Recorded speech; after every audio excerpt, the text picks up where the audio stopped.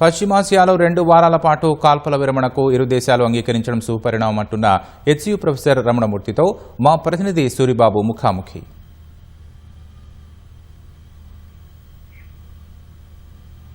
Right. పశ్చిమాసియాలో గత కొద్ది రోజులుగా అశాంతి నెలకొంది. అక్కడ యుద్ధ వాతావరణం కూడా నెలకొంది.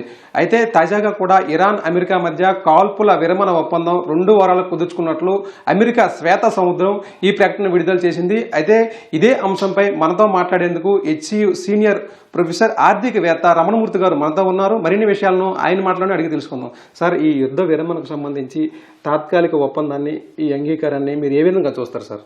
ఇది చాలా స్వాగతించాల్సిన విషయం అండి. ఎందుకంటే గత 48 గంటలుగా ట్రంప్ ఇచ్చిన హెచ్చరిక వల్ల ఇరాన్ మీద ఎలాంటి భీకరమైన దాడి చేస్తుందా అని ప్రపంచం అంతా ఆందోళనతో ఎదురుచూస్తున్న సమయంలో చివరిగా ఇరాన్ ఒక చాలా రీజనబుల్గా ఉన్న 2 షరతులు ఏంటంటే తన మీద దాడులు ఆపాలని, ఆపిన దరిమిలా తను హార్మూజ్ సంధిని ఓపెన్ చేస్తుందని 2 ముఖ్యమైన షరతులకి లోబడి శాంతి చర్చల్ని, మిగతా విషయాలని శాంతి చర్చల్లో తను చర్చించడానికి సిద్ధంగా ఉన్నానని ప్రకటించడం వల్ల ఇది జరిగింది. చాలా స్వాగతించాల్సిన విషయం. సార్, ఈ యుద్ధ తాత్కాలిక విరమణకు ఒప్పందానికి దారితీసిన పరిస్థితులు ఏమై ఉంటాయనేసి మీరు అభిప్రాయపడుతున్నారు సార్? తప్పకుండా గత 3-4 రోజులుగా అమెరికా విపరీతమైన నష్టాలను చవిచూసింది. 6 యుద్ధ విమానాలను కోల్పోయింది, $2 బిలియన్ వర్త్ యుద్ధ సామగ్రిని కోల్పోయింది. అంతేకాకుండా ప్రపంచ చమునియములు పడిపోవడము, ప్రపంచం మొత్తంగా స్టాక్ మార్కెట్ క్రాష్ జరగడము, వచ్చే 2-3 నెలల్లో ఇన్ఫ్లేషన్ మరియు స్టాగ్ఫ్లేషన్ అనే ఒక ప్రమాదాలు పొంచి ఉండడము, ప్రపంచ దేశాలన్నీ కూడా హార్మోజ్ వల్ల తీవ్రంగా అవి నష్టపోవడం వల్ల, ఈ ప్రెషర్ వల్ల అమెరికా, అంతేకాకుండా గల్ఫ్ దేశాలు కూడా ఈ యుద్ధాన్ని ఆపమని, ముఖ్యంగా ఖటారు, కువైటు ఇవి తీవ్రంగా ప్రయత్నించడం వల్ల కూడా అమెరికా ఏ లక్ష్యాలతో యుద్ధం చేసింది, ఆ లక్ష్యాలు అసలు నెరవేరాయని అనుకోవచ్చా సార్? అమెరికా ఇది చాలా హాస్యాస్పదంగా ఉంటుంది. ముందు తను న్యూక్లియర్ కేపబిలిటీని నాశనం చేశానని చెప్పింది, కానీ ఇంకా న్యూక్లియర్ కేపబిలిటీ ఉందని తర్వాత డిక్లేర్ చేసింది. ఇంతవరకు ఆ న్యూక్లియర్ కెపాసిటీని నాశనం చేసిందా లేదా అనే దాని మీద క్లారిటీ లేదు. ఆ తర్వాత రెజిమ్ చేంజ్ అంది. రెజిమ్ చేంజ్ చెప్పి 48 మంది వాళ్ళ ముఖ్యమైన నాయకుని హతమార్చింది. అయిన తర్వాత కూడా ఇంకా నాయకత్వం, ఇరాన్లో నాయకత్వం ఇంకా కొనసాగుతోంది. కాబట్టి నాయకత్వాన్ని మార్చే ప్రతిపాదన కూడా అమెరికా చేయించట్లేదు. తర్వాత తనని గ్రౌండ్ ట్రూప్స్ దించుతానంది, కానీ ఎక్కడ దాని పాసిబిలిటీస్ కూడా ఇంతవరకు ఎక్కడా లేదు. ఒక రకంగా చూస్తే ఇరాన్ని నష్టపరిచిందే కానీ సార్, మీరు అన్నట్లు ఇరాన్కు ఇంత నష్టపరిచింది అమెరికా. అయితే ఇరాన్కు జరిగిన ఈ నష్టాన్ని ఎవరు భర్తీ చేస్తారు, ఎవరు పూడుస్తారు సార్ ఈ నష్టాన్ని? ఇరాన్ తనని వార్ రిపరేషన్స్ అడుగుతోంది, కానీ బహుశా ఇరాన్ తనకున్న క్రూడ్ ఆయిల్ తన మీద ఆంక్షలు కనుక ఎత్తేస్తే దాని ద్వారానే ఇరాన్ తన యొక్క ఈ నష్టాలని భర్తీ చేసే అవకాశం ఉంది. కాబట్టి ఇరాన్కి యాక్చువల్ ఎవరు ఏమీ వార్ రిపరేషన్ ఇవ్వక్కర్లేదు. సార్, నిజంగా ఇరాన్ వద్ద యురేనియం నిల్వలు ఉన్నాయా? అసలు అమెరికా యుద్ధం ద్వారా వాడిని చేజెక్కించుకుంది అనుకోవచ్చా, లేకపోతే చేజెక్కించుకునే ప్రయత్నం చేస్తుందంటారా సార్?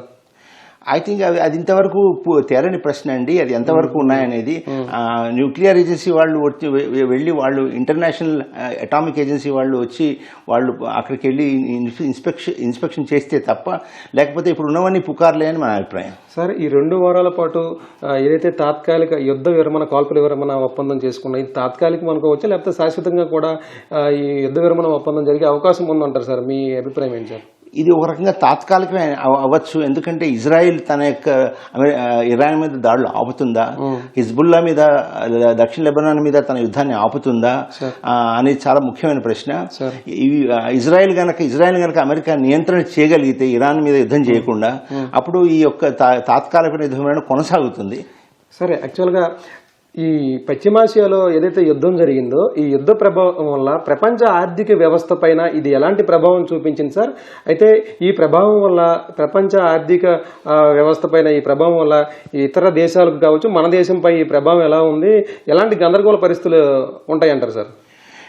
దీనివల్ల చాలా తీవ్రమైన పరిణామాలు ఆల్రెడీ చోటు చేసుకుంటున్నాయి. ఒకటి, ముందు గ్యాస్ ప్రైసెస్ పెరిగాయి. చాలా దేశాలకి, యూరోప్ కూడా గ్యాస్ లేకుండా విలువలాడుతుంది. ప్రపంచ ఆయిల్ ధరలు పెరగడం వల్ల 10-15% దాకా ఇన్ఫ్లేషన్ పెరిగే అవకాశం ఉంది. అవే కాకుండా హీలియం, సల్ఫ్యూరిక్ యాసిడ్, మిగతా ఎన్నో రకాలైన ముడి సరుకులు కూడా ఇందులోంచి వస్తాయి. ఫెర్టిలైజర్లు, ఇవన్నీ కూడా పెట్రోకెమికల్స్ ఇండస్ట్రీ నుంచి వస్తాయి. ఇవి లేక రాబోయే కాలంలో ప్రపంచంలో వ్యవసాయ ఉత్పత్తులు గణనీయంగా పడి దానివల్ల ఒక ఇన్ఫ్లేషన్ పెరిగి ఆ తర్వాత గ్రోత్ రేట్, దేశాల్లో గ్రోత్ రేట్ ఎఫెక్ట్ అయ్యే అవకాశం ఉందని నిపుణులందరూ హెచ్చరిస్తున్నారు. సార్, ఈ ఆర్థిక నష్ట ప్రభావం ఎంతకాలం ఈ ప్రపంచ దేశాలపై ఉంటుందని యాజ్ ఎ ఎకనమిస్ట్గా మీరు అభిప్రాయపడుతున్నారు సార్? ప్రస్తుతానికండి ఇది ఒక ఆల్మోస్ట్ అన్ని దేశాల మీద ఇప్పుడు ఒక $40 ట్రిలియన్ యొక్క నష్టం చేకూరుదని అనే ఒక అంచనా ఉంది.